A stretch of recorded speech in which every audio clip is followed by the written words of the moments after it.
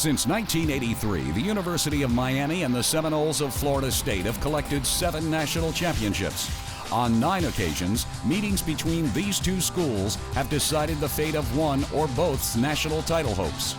These programs have collectively finished in the national top 4 final rankings 25 times, and on 7 of these occasions, both teams finished in the top 4.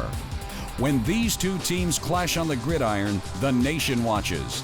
This is college football at its finest. On this field, champions are made or unmade. Dreams are realized or vanquished. In this game, there is no consolation prize, and the winner takes all.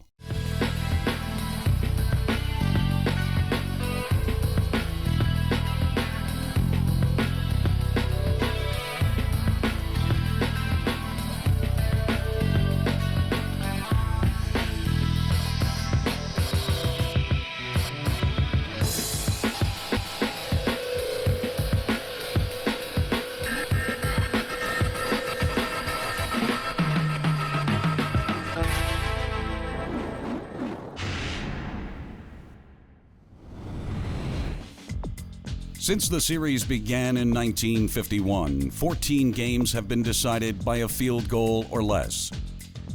7 of these have found the clock expiring with a margin of victory of only 1 point.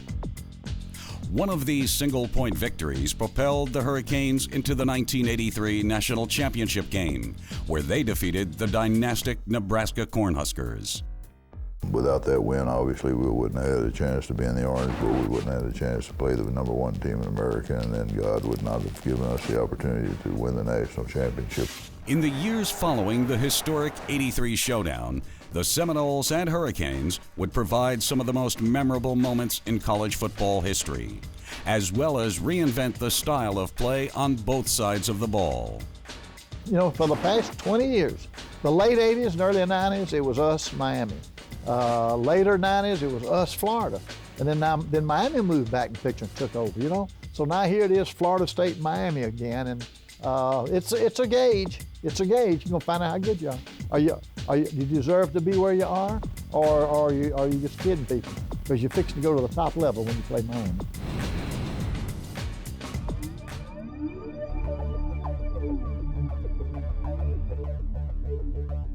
By the 1986 and '87 seasons, Hurricane head coach Jimmy Johnson's style of play began to emerge. His defensive strategy stressed speed, and more speed, and revolutionized both college and pro football in the years to come. Coach Johnson's offensive squad was already being called the best in school history, and coming into the 1986 matchup, all talk revolved around the unparalleled group of guys with an unquenchable desire for scoring touchdowns. The Seminoles jumped out to an early advantage, but lost a quarterback in the first half. Inexperienced Peter Tom Willis came into the game in Danny McManus's stead. The Hurricanes emerged from their first halftime deficit of the season and dominated the second half. The Canes did not claim the lead until the fourth quarter, when Testaverde hit Brian Blades for the 20-yard go-ahead score, and the Canes never looked back. Later, Vinny rolled left and into pay dirt to seal the deal, delivering the knockout punch to defeat the Seminoles 41-23.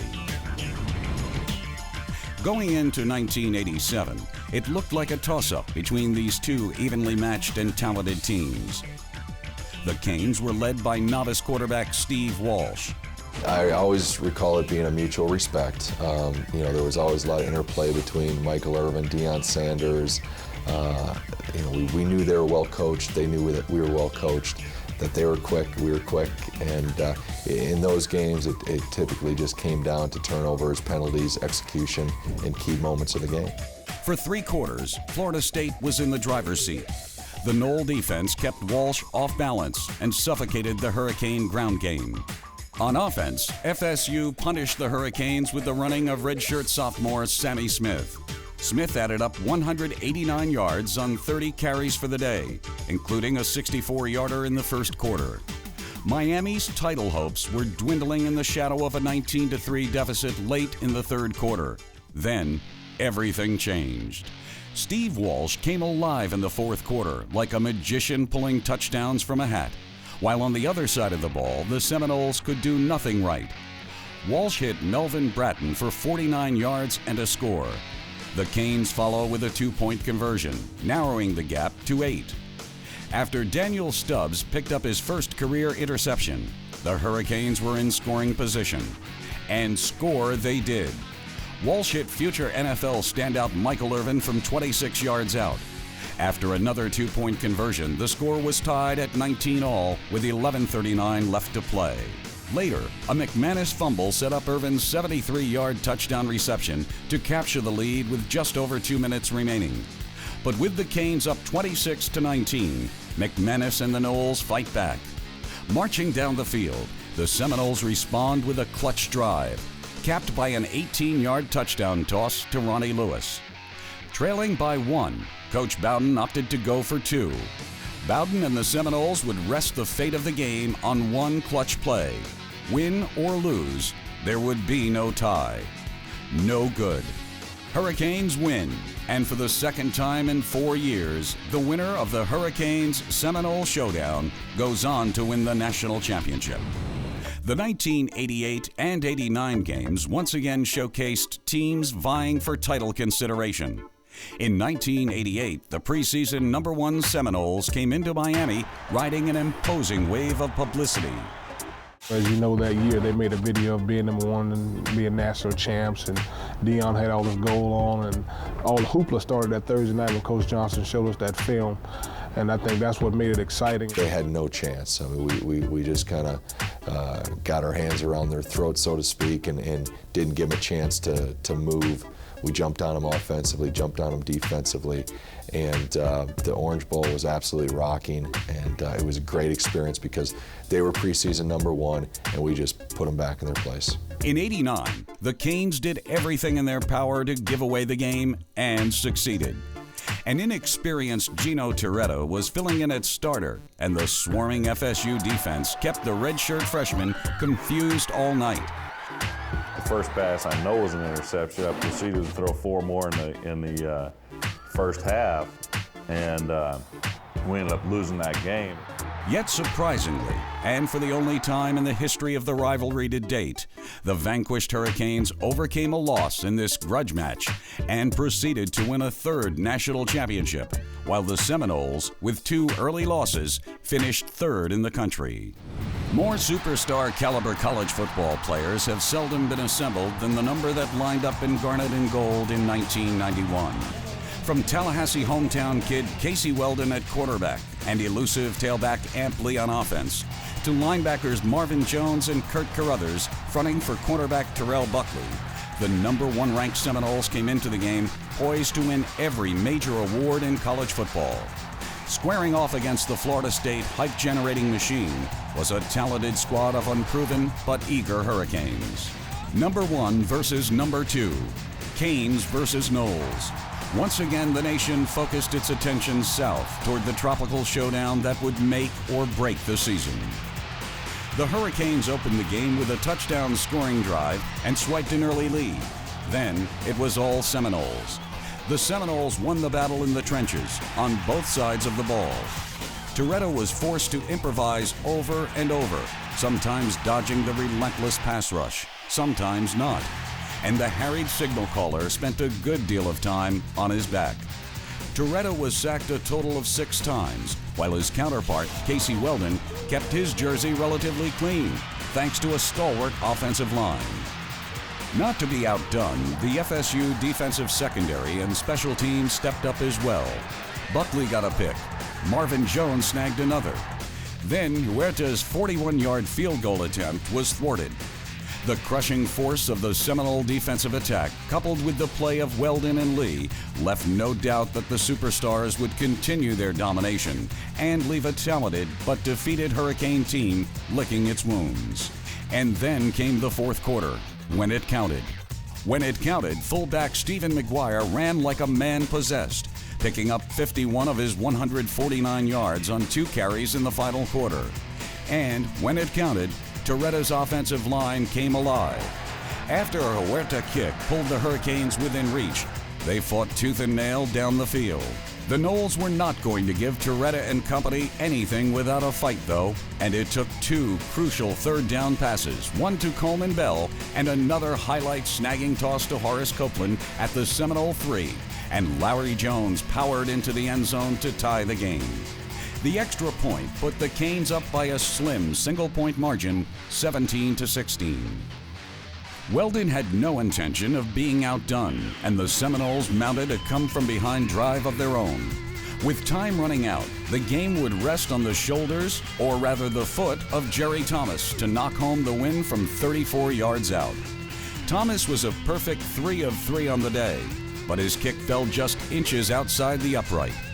Wide right. The Canes go on to win another championship. The Noles go on to lose to the Florida Gators a week later, and go 0 for the state of Florida in '91. The 1992 Seminole squad adopted a strangely familiar-looking one-back offense, and there's a new quarterback in Tallahassee. The versatile scrambler Charlie Ward was at the helm of FSU's spread formation attack. The game got off to a quick start when Tamarick Vanover returned the opening kickoff for an early FSU lead. However, the Miami defense would set the tempo for the remainder of the game. But Ward improved as the game progressed, despite taking a beating and 7 sacks, as he led the Noles to within range for a tying field goal in the closing seconds, only to watch Dan Mowry's kick sail wide right and give Miami back-to-back gifts from FSU kickers. So the second one was just for a tie, but when the first one, when they moved those uprights in, 3 feet before the start of the season, it was pretty good for us. You never want a game to come down to a kick, but in this series, it does. Time and time and time again. I think they think about it when it's down to the last kick. They're worried about, the last guy did this, the last guy. I think if they just go out there and concentrate and do what they've been coached to do and do their job, I think they'll be fine. I just think they think about it too much. Ward in the fast break attack heralded a change in fortune for the Seminoles, which they hoped would propel them out of their consistent top 5 finishes and into the top spot. But any road to Florida State success would have to go through Miami.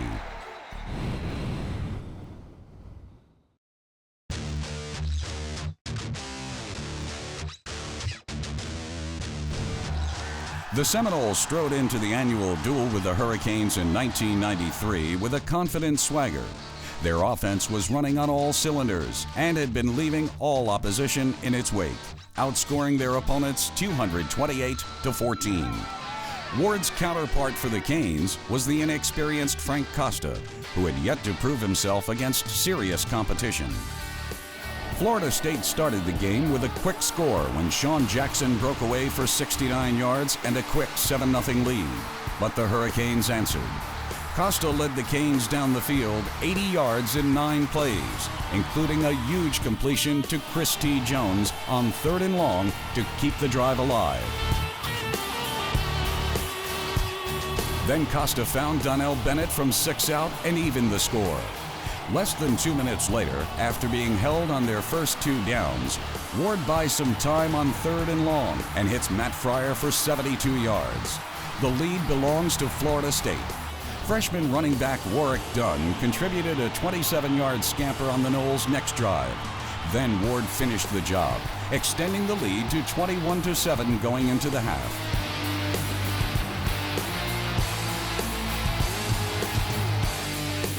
Both defenses clamped down in the second half. The Canes broke the stalemate with a 16-play drive thanks to the running of Donnell Bennett, who picked up 20 yards on 5 carries.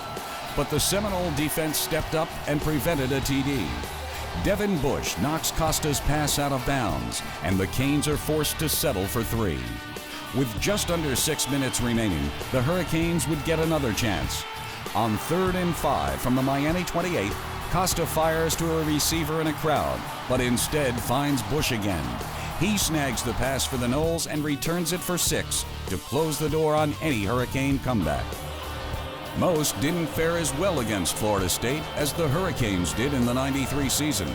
The Seminoles tore through the rest of the regular season before claiming the program's first ever national championship. Costa and the rest of the Hurricanes were able to get their revenge in '94 but the rest of the 90s were all Nole. Warwick Dunn developed into a cane-killing force, racking up massive amounts of yardage on the ground and finishing up his career 3-1 against Miami. Hurricanes like Ray Lewis fought valiantly, but the diminished defense couldn't compare with the unrelenting assault that FSU put forth on the defensive side, with Raynard Wilson and Peter Boulware terrorizing the Hurricane offensive line, not to mention the backfield. I just remember going 3-1 against, that's my record against Miami. I feel good about that, considering how they dominate now.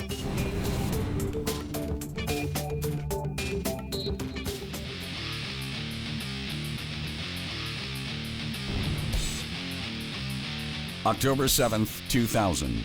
For the first time in years, the Canes and Noles squared off with both programs ranked in the top 10. The number 1 ranked Seminoles met the 7th ranked Hurricanes in the Orange Bowl, and the rivalry was back in full swing.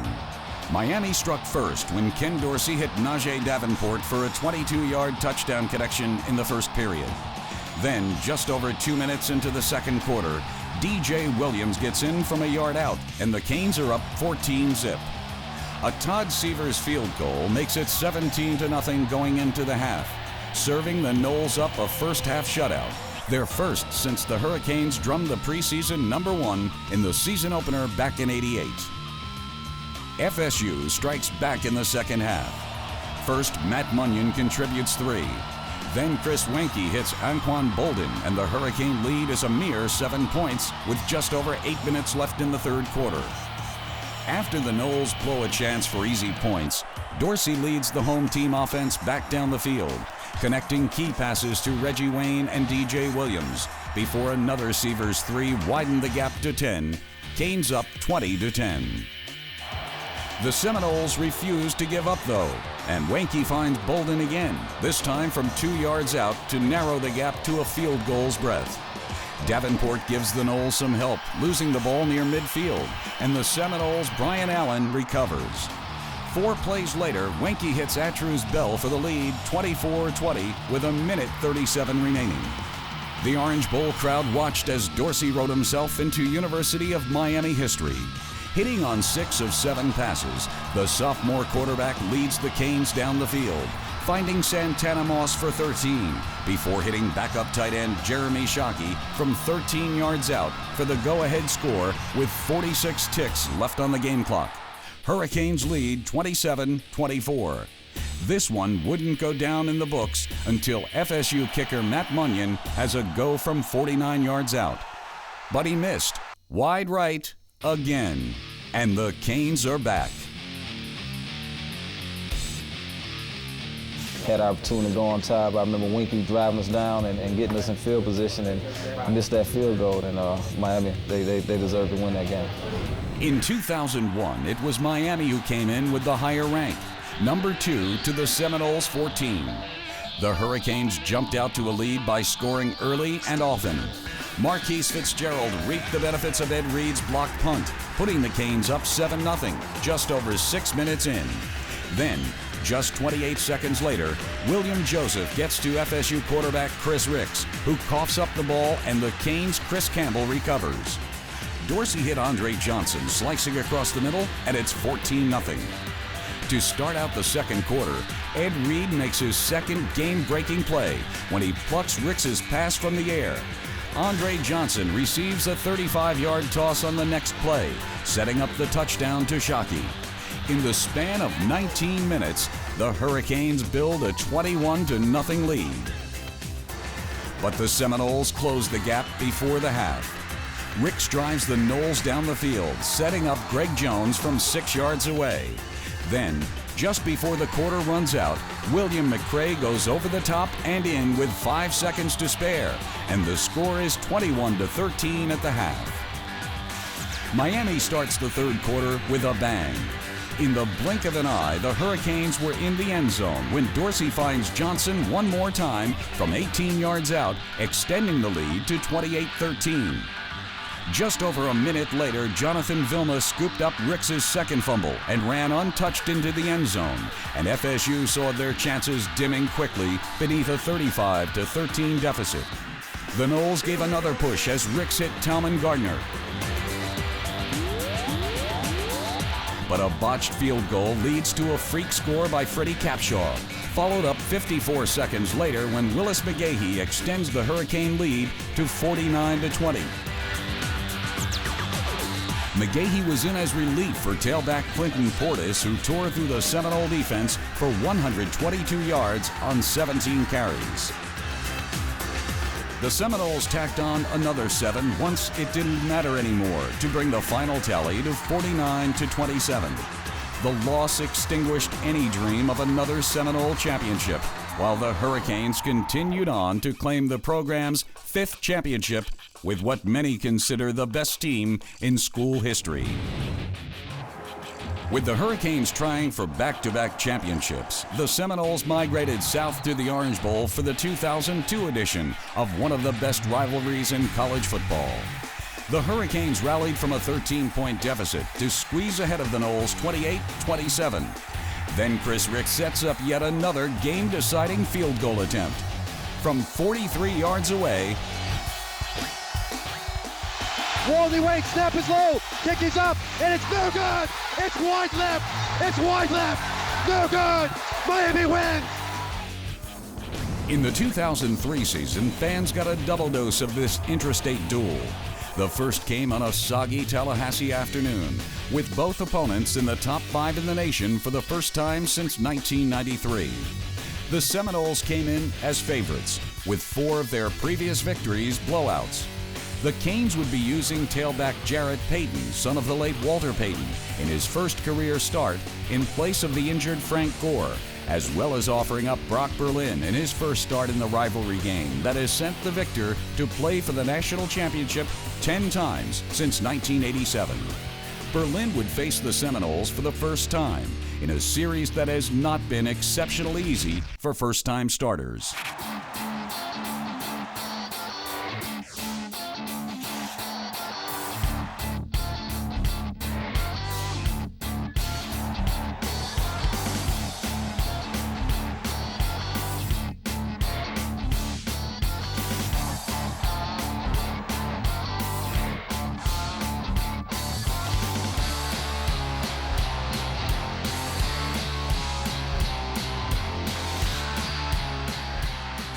The game started with plays influenced by the foul weather conditions and befitting the history of big special teams play in this series. Kickoffs were dropped, punts blocked, and missed field goals all in the first quarter, which ended with the Hurricanes leading 3-zip. The second quarter belonged to the Hurricanes' outstanding defensive back Sean Taylor. Taylor intercepts Ricks, setting up a 75-yard drive, culminating in the game's first touchdown when Berlin swings the ball out to Payton, and Payton does the rest. As an encore, Taylor picks off Ricks again, but this time does the scoring himself, propelling the Canes to a 19-0 lead. The Noles get on the board later in the third quarter and add another TD as time expires to make the game look closer than it was, with the final resting at 22-14 Miami. The Seminoles got their chance for revenge sooner than they expected, though, when the teams met in the Orange Bowl Classic on January 2nd, 2004. Jarrett Payton got things started off early for the Canes, peeling off a 37-yard scamper to set up the game's first points, a petty field goal. But the momentum changed hands quickly when Jerome Carter picked off Berlin in the end zone. Ricks followed up by hitting Chauncey Stovall on a 52-yard collaboration. Lorenzo Booker took the direct snap to Paydirt and gave the lead to the Seminoles. Ricks later connects with Matt Henshaw to lift the Noles to a 14-3 lead midway through the second quarter. The Canes answer immediately when Jarrett Payton takes a handoff 46 yards plus a face mask penalty. Then Tyrone Moss finishes the job from 3 yards out. Nearing the end of the first half, Berlin found Ryan Moore, who takes the screen pass and turns it into a 41-yard pickup, setting up Petty, who drew Miami to within a point with a 44-yarder to close out the first half. True to history, the Seminoles had another chance to win midway through the fourth quarter, down by 2. And true to history, that chance came in the form of a field goal. Xavier Bethia got a chance to redeem his 2002 wide left that cost the Noles the game. But what did you expect? Wide right. Hurricanes win 16-14. Definitely think they're jinxed, and I definitely believe they're thinking about it. You know, the kid's a good kicker. They've had good kickers, but they get against Miami and they can't get over that mental block of missing kicks wide right or wide left or what have you.